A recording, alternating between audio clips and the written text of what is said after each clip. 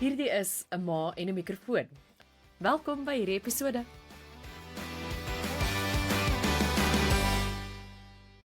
En nie so aan die begin en in die eerste kwartaal van 'n skooljaar, dink ek hierdie is 'n lekker en 'n belangrike gesprek om te hê, wanneer die sport en al die kultuur begin en baie ouers wat ook nou soos ek eintlik nie tussen die skoolstelsel en vir wie dit als nogal nuut is. So dankie dat jy met ons daaroor praat, druk op kinders op die sportveld, op die verhoog waar hulle ook al deelneem. Ek sal nou vir ons kykers en luisteraars sê jy's 'n opvoedkundige sielkundige, maar as jy jouself dalk so 'n bietjie op 'n meer persoonlike vlak moet bekendstel, wat kan jy vir ons vertel van jouself? Danielle, baie dankie vir die voorreg en die geleentheid. Ja, ek is soos jy gesê het opvoedkundige sielkundige hier so in Veeland in Johannesburg al vir 22 jaar. Ek is al hierdie jaar 24 jaar getroud met Hanlie en ek het 2 dogters. Een het hierdie jaar op universiteit begin in die koshuis, so dis nog 'n groot aanpassing. Ewe skielik is daar een asempie minder in die huis. En my ander dogter is graad 11 hier op Hoërskool Linden. So ja, dis hulle hou mens lekker besig en dis iets waarvoor ek sal dit vir niks verruil nie. Dit is eintlik so lekker om met jou te gesels want ons bly in dieselfde area. Ek is ook in Veerland in Johannesburg, ook 2 dogters, maar ek staan aan die begin van die pad. Ek het nou 'n graad R, is die oudste, en die kleintjie is nog in die kleuterskool en so ek gaan nou regtig so volg in die voetspore van al die dinge wat julle al gedoen het. Maar dit is juist hoekom ek so bly as jy kan met ons praat as iemand wat deur dit is en natuurlik seker ook in jou praktyk dit baie sien en hierdie tipe van dinge en ek dink veral dit druk op kinders. En dis my so 'n belangrike gesprek want ek dink enige ouer jy wil hê jou kind moet hulle volle potensiaal bereik. Jy wil hê hulle moet gelukkig wees, vind wat hulle mee goed is.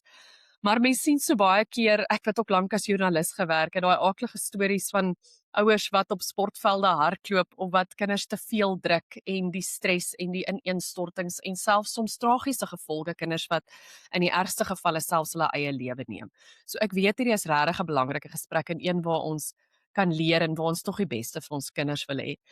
So ek dink my eerste vraag sal wees, Annie, hoe onderskei 'n mens tussen wat is jou kind aanmoedig en hulle regtig motiveer om die beste te kan wees wat hulle is, het sy dit nou is in sport, kultuur, wat hulle ook al doen, of 'n ouer wat dalk te veel druk op 'n kind sit. Is daar 'n duidelike lyn, is dit 'n fyn lyn, enige raad wat jy daar vir ons kan? Ek wil net eers begin om te sê na hierdie episode gaan daar 'n klein TNC onder wees om te sê dat wat ek nou sê is ek as sielkundige en ek praat met julle, maar as julle my ooit langs die netbalbaan of die atletiekveld sien, ek ek mag miskien daai pa wees waarvan ons vandag praat dat jy nie moet wees nie.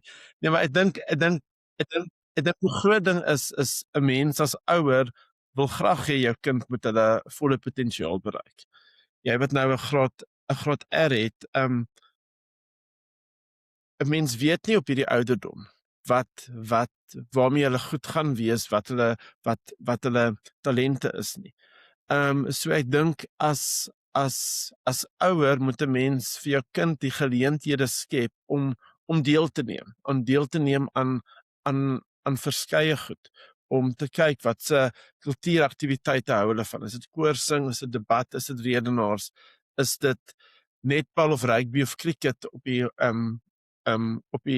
die sportveld. Die belangrike ding is net 'n mens moenie jou kind se program so vol maak dat jou kind nie tyd het om met kind te wees. Ek dink baie keer ons as ouers wil hê ons kind moet goed doen, so ons skryf hulle in van graad 1 af vir ekstra drama, ekstra dans, ekstra privaat netbalonderrig of rugbyonderrig en aan die ou einde laai ons se kind 7:00 by die skool af en ons kom eers vanaand 6:00 of 7:30 by die huis na allerlei hulle aktiwiteite en dan is almal geïrriteerd want daar moet nog huiswerk gedoen word en aan die einde van die week is almal poot uit want ons het al hierdie goed gedoen vir hulle. So ek dink die verskil tussen motiveer en druk. Ek dink veral in die laer grade is om vir jou kind geleenthede te skep om deel te neem, om al is dit om die skool se netbal deel te neem of aan die skool se krieket deel te neem, om as hulle wil koor toe gaan by die skool, laat hulle gaan vir audisies. Net dink om net as ouer daar te wees en te sê maar ons sal jou ondersteun. En as hulle by die netbal of die rugby oefening is, om nie daai ouer te wees wat die heeltyd langs die veld sit en kommentaar lewer en vir die coach sê hoe om jou kind te coach nie. Jy kan daar sit en kyk as die skool dit toelaat, maar wees net daar dat jou kind kan sien jy's daar. Sonder om hulle skaam te maak in die proses. Maar daar's 'n baie fyn lyn tussen motivering en druk toepas. En hoe lyk daai prentjie as 'n kind bietjie ouer word? Jy weet dalk 'n hoërskoolkind wat nou al half hulle nis gevind het, hulle het iets gekry wat hulle van hou of in goed is, maar ek dink dan raak dit dalk selfs meer uitdagend want dan is die oefentye baie, hulle het akademiese druk wat bykom. En 'n hoërskoolkind speel nou nie meer soos wat 'n laerskoolkind dalk nog gespeel het nie, maar hulle het sekerlik nog steeds daai ontspanningtyd en aftyd nodig en dan raak dit dalk bietjie moeiliker om seker te maak dat hulle ook genoeg tyd kry om hulle self te laat rus. Hoe maak mens met 'n hoërskoolkind? Definitief, ek dink die hoërskool is 'n dier van 'n ander spesies. Jou klastye is baie meer of jou ure by die skool is baie meer en na skool het jy al die sportoefeninge, al die kultuuroefeninge, baie keer het hulle nog kultuuroefeninge in die aande ook, so jy gaan haal hulle by die skool, vat hulle gou huis toe en dan gaan jy die aand, is hulle daar vir 2 ure vir kooroefening of vir drama en dit word baie, maar ek dink ons as ouer moet dan daar wees om vir ons kind net 'n bietjie balans en soos hulle sê in Engels, time management te leer. Ek dink nie die kinders besef altyd hoe besig hulle is en hoe besig hulle programme is nie. So ons moet daar wees om vir dit te sê, okay, maar ons week is baie besig, so ons gaan miskien nie by al die huiswerk of leerwerk uitkom nie, so ons sal moet oor die naweek 'n bietjie tyd by die akademie belê. Ek dink ook by die tyd wanneer kinders in hoërskool kom, het hulle baie meer van hulle passies ontdek. Ten opsigte van as ons in sport vat, van die sport waarvan hulle hou en waarmee hulle goed is. En as hulle dan vra dat hulle ekstra coaching kry, privaat coaching kry of by 'n klub gaan aansluit, as dit in 'n mens se program pas en as dit in jou budget pas, dink ek dis 'n goeie ding want daai meer individuele aandag help hulle om hulle talente nog verder te ontwikkel en uit te bou. Maar ek dink die belangrike ding is as die kind daarvoor vra. Ek dink baie keer ons as ouers sien ons kind het 'n talent in iets en dan druk ons hulle in iets en hulle wil nie noodwendig die privaat coaching doen waarvoor ek hulle ingeskryf het nie. Selfde met die kultuuraktiwiteite. As ek sien hulle is goed in iets en hulle vra vir ekstra klasse of ekstra lesse of privaat afrigting, is dit tot hulle voordeel. In dieselfde asem moet ek ook sê, in my ervaring met hoërskoolkinders is, selfs as jy kyk na jou vakke soos wiskunde en fisiese wetenskappe, die kurrikulum deesdae is van so 'n aard dat 'n kind nie genoeg tyd in die skooltyd kry om die konsepte mooi te verstaan en deur te dink nie. So my raad aan ouers is in die hoërskool veral, kyk na iets soos ekstra wiskunde klasse, ekstra fisiese klasse waar hulle net meer geleentheid kry om die konsepte in te oefen. Maar ja, in die hoërskool is dit 'n moeilike ding en ons moet ons kinders help om hulle tyd mooi te bestuur. Jy het nou vroeër iets genoem en ek wil ook terugkom na dit toe ouers wat dalk graag wil hê 'n kind moet doen wat hulle gedoen het of jy weet dalk wat hulle nooit kon bereik nie. Ek dink dis iets wat dis amper 'n stereotype, maar is dit iets wat jy nog steeds sien gereeld gebeur, jy weet, pa was 'n goeie rugbyspeler en nou wil hy dit baie graag vir sy seun hê, of ma was selfs 'n skoonheidskoningin en sy wil hê dit is wat haar dogter moet doen. Maar dis dalk nie wat die kind wil hê nie, of die kind gee dit 'n kans, maar hoe bestuur 'n mens daardie om seker te maak dat jy nie jou eie drome of jy dit nou verwesenlik het of nie, maar dat jy dit nie forceer op 'n kind wat dit dalk nie noodwendig wil doen. Ek dink die belangrike ding is dis vir dit nodig is dat ons as ouers tyd saam met ons kinders spandeer, dat ons kinders regtig leer ken, die geleentheid skep vir gesprekke, dat 'n mens kan hoor wat hulle hart is, dat 'n mens kan hoor wat hulle van hou, waarin hulle belangstel. Ja, ek sien dit gereeld dat baie keer pas die ouers druk op hulle kinders toe want hulle was goed met sport op skool of hulle was goed met kultuur of hulle het miskien nie die rugby span gemaak nie, nou wil hulle hê hulle seun moet die volgende Springbok wees. So dis 'n fyn lyn en 'n mens moet jouself afvra as ouer, is ek besig om my kind nou angstig te maak want ek plaas te veel druk op hulle of is ek besig om my kind te ondersteun? En ek sê altyd vir ouers, ek sal eerder 'n gelukkige gemiddelde kind grootmaak as wat ek 'n angstige toppresteerder grootmaak.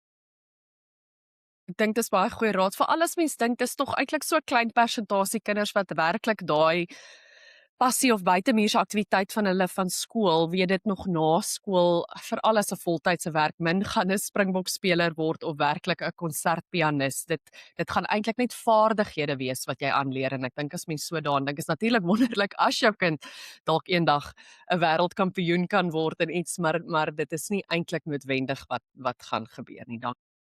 Iets wat ek ook baie sien is ma's wat sê hulle plaas nie druk op die kind nie, maar die kind is van nature 'n baie angstige kind of 'n gedrewe kind, soveel so dat dit vir hulle self eintlik moeilik word. Hulle stresvreeslik as hulle sê net maar 'n klaviereksamen en hy het net een foutjie gemaak, dan kan hy homself dae lank daaroor kastei, of 'n kind wat verskriklik sleg voel as hulle nie wen nie. So as jou kind die een is wat druk op hulle self sit, hoe kan ons as ouers hulle help om dit te bestuur en bietjie 'n meer gesonde balans te vind? Dis 'n moeilike een want ek sien dit baie en baie kere plaas die kind baie druk op hulle self en as 'n mens terugkyk na jou eie geskiedenis, miskien was jy ook daai tipe kind wat baie druk op jouself gesit het. En ja, dis baie keer nie die ouers wat druk op die kind sit nie, maar die kind wil goeie punte hê. Die kind wil die A-span maak. Die kind wil die redenaarspan maak. En baie keer is hulle dan baie teleurgesteld in hulle self as hulle 'n foutjie maak. En ek dink baie keer as gevolg van die samelewing waarin ons bly waar alles hoe sê mens in Afrikaans instant gratification is. Ek dink die kinders besef nie dat die mense wat regtig goed is in iets, baie tyd en moeite insit nie. En dis soos Lionel Messi wat sê, people think I'm an overnight success, but they didn't realize I've worked at this for 18 years.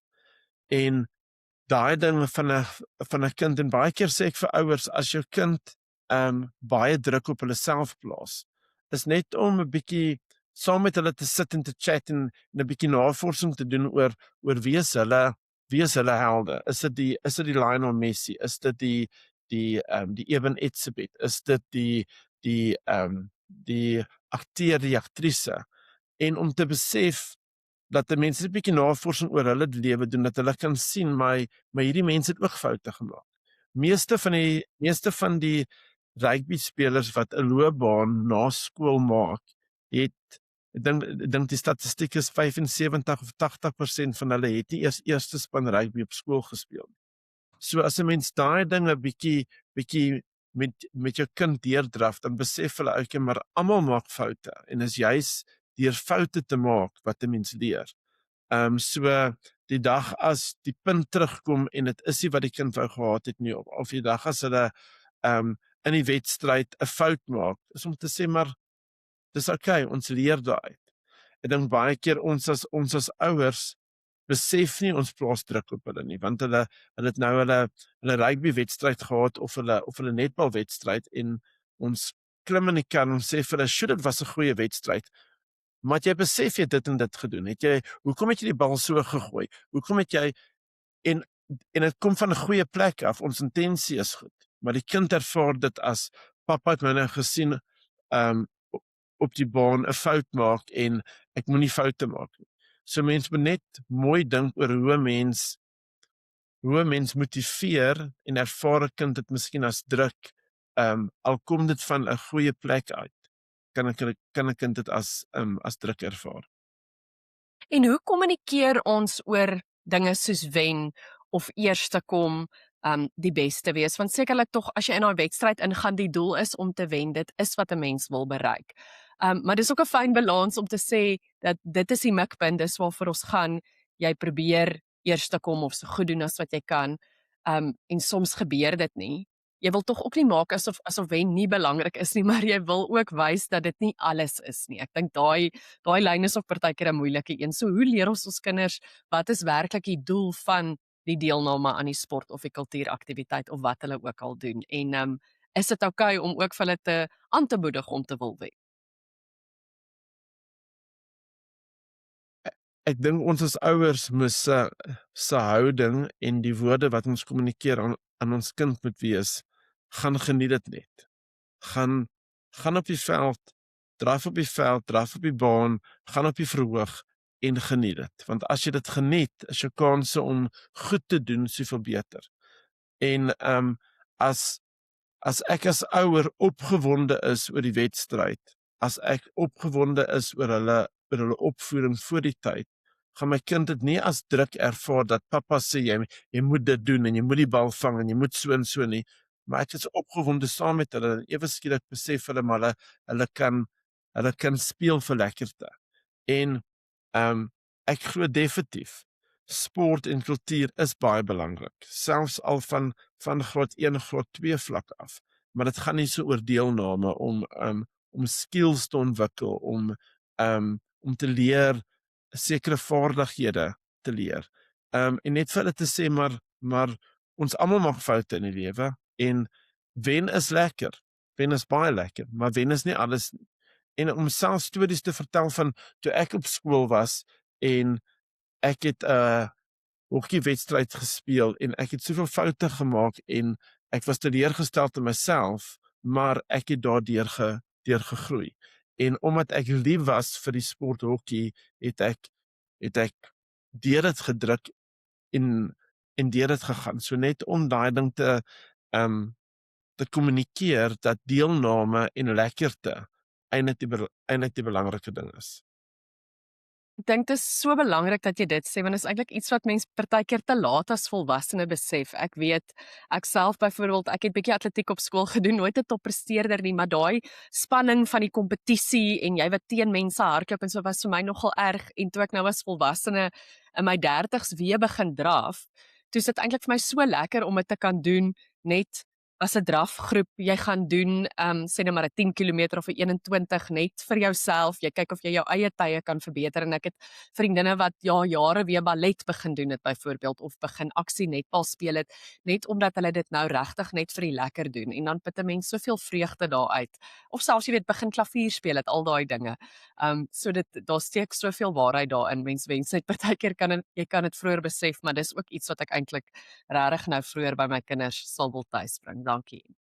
Nog iets wat ek wil hoor, ek weet baie keer 'n kind belê dalk baie tyd in iets, baie moeite en dan op 'n dag besluit hulle wil dit nie meer doen nie. Sê nou maar hulle is al in die hoërskool, al in graad 10 en nou kom sê hulle vir jou, hulle wil nie netbal speel nie of hulle wil nie meer klavier doen nie. Daai ding wat hulle so lank gedoen het, waarin jy as ouer dalk self baie tyd en geld belê het en dis tog ook iets wat jy in ag moet neem. Jy het al daai toerusting gekoop, nou sê die kind hulle wil dit nie meer doen nie. Hoe gaan mens met so iets om en om hulle ook tog te leer dat soms moet jy vasbyt? Wanneer is dit oukei om wel te sê ek is nou klaar nie? Ek dink ons as ouers moet daarso kan die onderskeid tref tussen het my kind die talent daarvoor? Want talent is deur die Here gegee en ons moet ons talente gebruik. En ek dink as ons vir ons kinders wys, en sê en praat oor talente, om te sê ja, jy ervaar miskien nou baie druk en jy ervaar nou dat dinge te veel is en dis oorweldigend en jy is nou bietjie moeg vir hierdie sport of hierdie kultuur en ek hoor jou, maar jy moet ook besef die Here het vir jou 'n talent gegee en jy moet daai talent kan gebruik. En ek dink wat jy ook nou gesê het oor as volwassene begin deel te neem omdat dit lekker is ons kinders kyk na hoe ons die lewe aanpak. So as ek 'n talent het vir draf en ek gaan draf nie, gaan hulle op 'n stadium vir my sê maar pappa, hoekom moet ek dit doen as jy nie moeite insit nie? En hoe kinders ons voorbeeld sal volg. En ek dink 'n mens in 'n situasie waar 'n kind vir jou sê hulle wil nie meer hierdie sport doen nie of hulle wil nie meer hierdie kultuur doen nie, is om net 'n bietjie te sit en met hulle te praat en hulle hart te hoor. Is dit omdat hulle nie dit meer wil doen nie of voel hulle oorweldig in daai oomblik? Voel hulle dinge is te veel? Is dit miskien iemand wat in die span saam met hulle is wat hulle nie lekker met oor die weg kom nie, of is dit dat hulle teleurgesteld is omdat hulle nou nie die A-span gemaak het nie of teleurgesteld was in die laaste wedstryd? Want baie keer weet kinders, ons as groot mense ook nie, hoe om te verbaliseer wat ons eintlik voel nie. Dan kom dit oor uit nee, maar ek wil die nie meer doen nie. Maar as 'n mens die geleentheid het vir 'n gesprek om te sê maar sê vir my kom ons vind uit wat gaan eintlik aan. En dit kan ook baie help, ja. Jy het ook nou gepraat van die span en die ander mense. Ek dink dis dikwels 'n faktor. Sê net maar binne die gesin is daar gesonde balans en die ouers moedig die kind op 'n positiewe manier aan, maar dan is daar ander faktore, byvoorbeeld dalk selfs 'n onderwyser of 'n afrigter wat verskriklik baie druk plaas, of ander ouers wat 'n kultuur skep van mededinging, of die ander kinders in die span of in die groep of wat ook al. Hoe leer ons kinders om dit te hanteer, dat wanneer buite mense en natuurlik ook vir onsself. Ek dink vir jou as ouer is dit dalk ook moeilik as jy probeer om vir jou kind te sê maar geniet dit net, doen dit net vir die lekker, maar jy voel daar is 'n baie sterk kompetisiekultuur onder ander ouers. Kyk, ons realiteit is ons lewe in 'n baie kompeterende samelewing. So al sit ons nie druk op ons kinders nie, al het ons baie goeie balans by die huis. Dit gebeur dat die samelewing, ander ouers, onderwysers baie druk op die kinders sit. Die realiteit met die onderwysers en die afrigters by die skool is dat hulle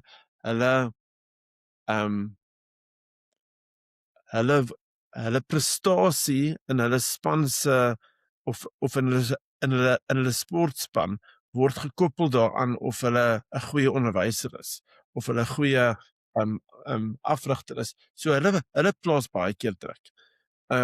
Ons was in 'n ervaring waar op 'n stadium het een van die afrigters waar by my dogter netbal gespeel het, ons het net gevoel die persoon plaas onnodige druk op haar en op die hele span. En jy kan nie van die span onttrek nie, maar dis waar jy begin 'n oop gesprek hê met haar en sê luister maar ons sien die raak, hoe voel jy daaroor? Ons wil net vir jou sê dit vir ons maak dit nie saak of jy 'n fout maak op die baan nie. Al sê iemand anderste iets vir jou. En ook om vir hulle te leer en is moeilik, maar te leer hulle moenie te veel waarde heg aan wat ander mense sê nie.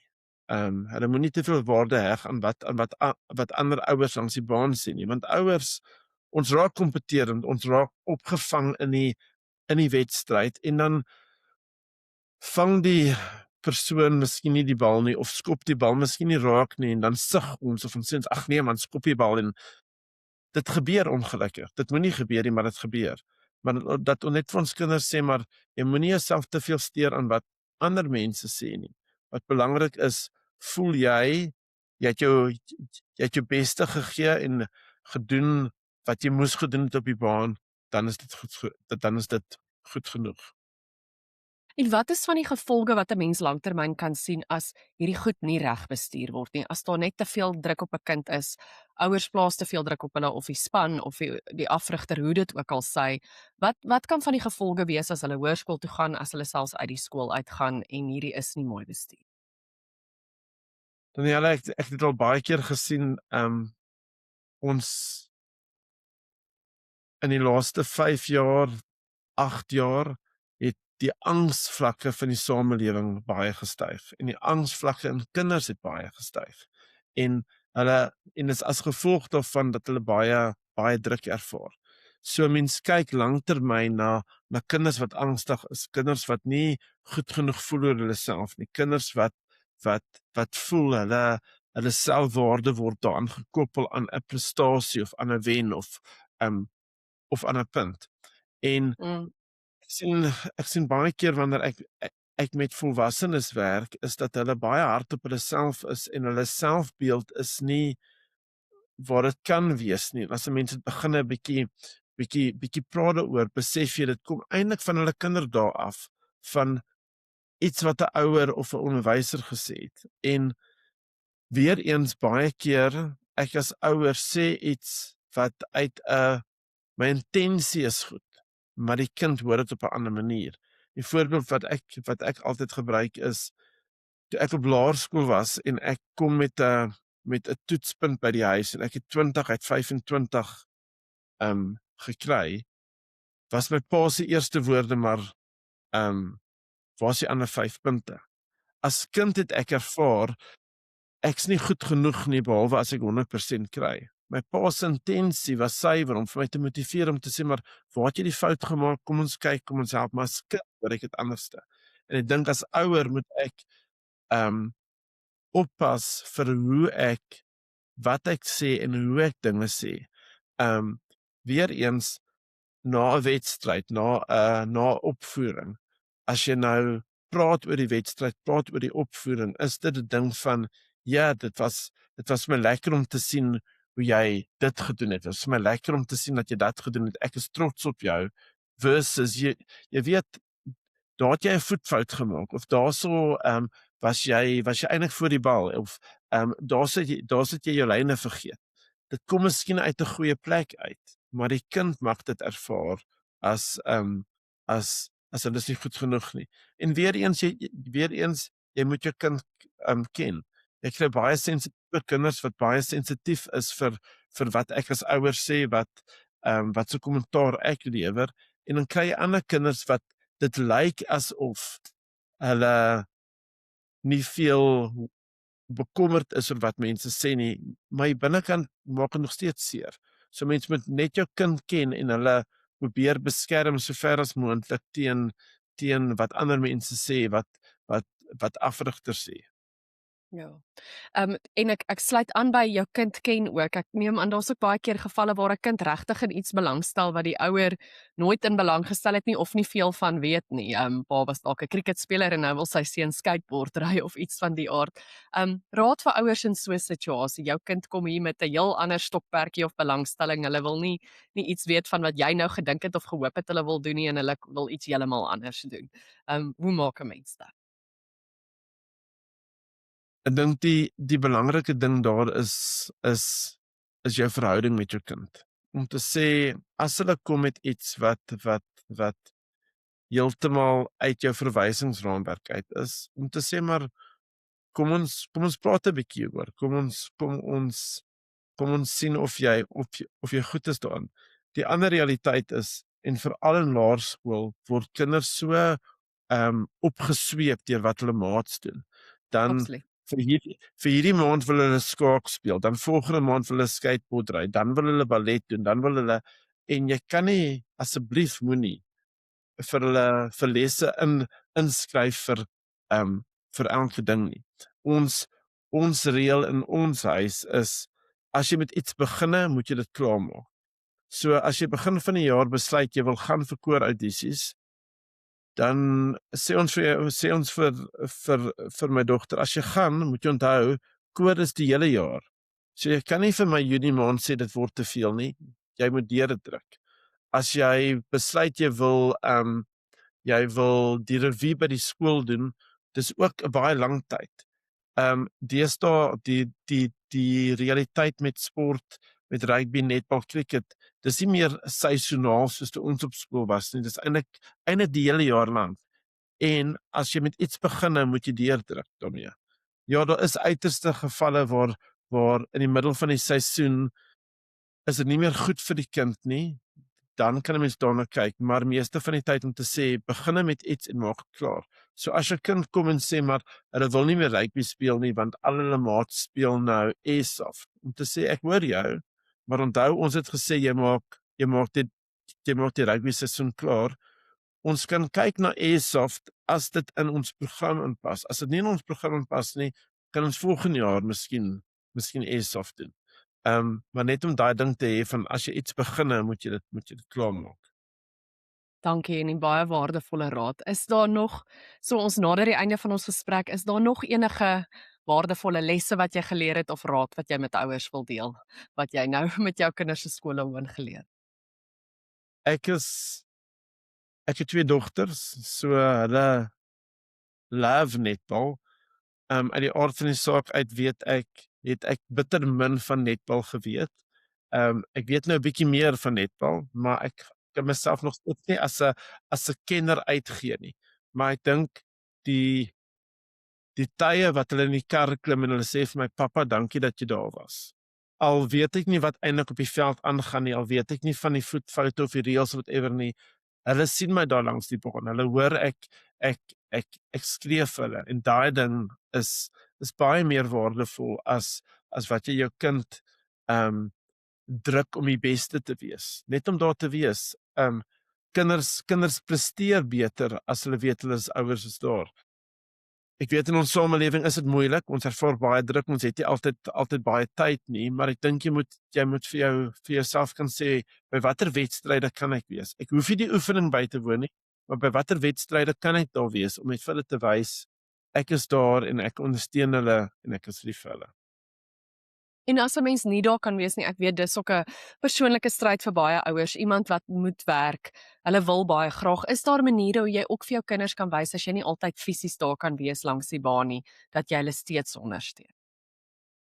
Ek dink definitief deur net as hulle in die hoërskool is net voor die wedstryd 'n WhatsApp te stuur en te sê dink aan jou sterkte vir die game, gee jou beste. Die oggend vir hulle 'n energy bar in te pak en te sê luister, pappa, mamma dink aan jou met 'n briefie. En om te sê jammer ek kan nie daar wees nie. Ek kan nie vandag daar wees nie, maar ek gaan Saterdag se wedstryd bywoon. Dis nie altyd lekker vir die kinders nie, maar dis ongelukkig ook 'n lewensles wat hulle moet leer dat mens kan nie altyd alles doen wat jy wil doen nie. Mens het nie altyd daai tyd nie. Baie dankie. En dan so ten slotte, kan jy ons dalk vertel van jou eie grootword jare net so in 'n neutedop, wat het jy geleer by jou eie ouers en? Sjoe, ek het baie by my eie ouers geleer. Ek en my ma was baie close. Ons het 'n ongelooflike goeie verhouding gehad. Wat ek onthou van my kinderjare saam met my ma veral is sy het my meeste dae by die skool kom haal of na skool of na sportoefening en dan het altyd huis toe gegaan en dan het sy 'n toebroodjie gemaak en vir my 'n glas melk gegee en ons het vir 'n halfuur gesit en net gechat en gepraat oor wat by die skool gebeur het en daai tye is tye wat ek kan onthou. My pa was 'n baie harde werker en ek dink ek het my werksetiek by hom geleer om ja, al gooi die lewe vir jou met wat ook al om net hard te werk en deur te druk en dit deur te sien is 'n baie goeie les wat ek by hom geleer het. Ek is so bly jy som dit so op, want dit wys net weer die dinge wat jy onthou is nie die bekers wat jy gewen het of die wedstryde wat jy gewen of verloor het of op die verhoog gestaan het nie. Dit is daai tyd saam met jou ma oor 'n glas melk en 'n broodjie en dit is regtig, ek dink, as mens nou in die toekoms wil kan kyk. Soveel van die mense op die podcast het al raad gegee en gesê, moenie so fokus op die oomblik of die wedstryd nie. Kyk in die toekoms in en dink wat gaan in die lang duur belangrik is en dan kom dit altyd terug na verhouding. So dankie vir jou kennis, jou raad en insig wat jy gedeel het en ek hoop regtig ouers so aan die begin van hierdie skooljaar neem hierdie waardevolle raad ter harte. Dankie. Baie dankie Daniela.